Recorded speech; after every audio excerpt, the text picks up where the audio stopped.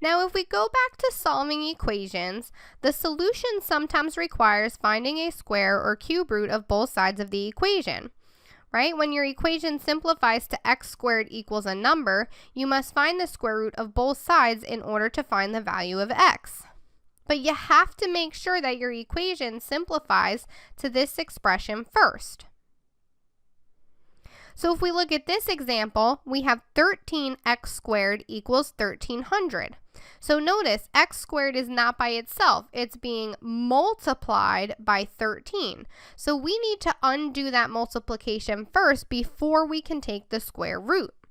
So we'll divide both sides of the equation by 13 first to undo that multiplying by 13, right? It's dividing by that coefficient, and that will leave us with x squared equals 100. Now we're in that format that x squared equals a number, so we can then take the square root of both sides, leaving us with x equals plus or minus 10. Here's another example. We have x squared plus 9 equals 130.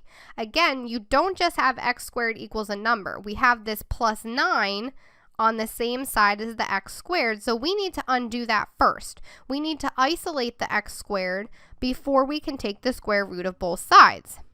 So if we undo plus 9 by subtracting 9 from both sides, that would give us x squared equals 121.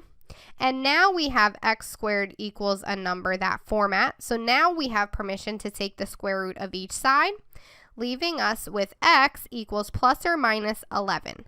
So when solving equations, it's really important to make sure that x squared is isolated before you take the square root.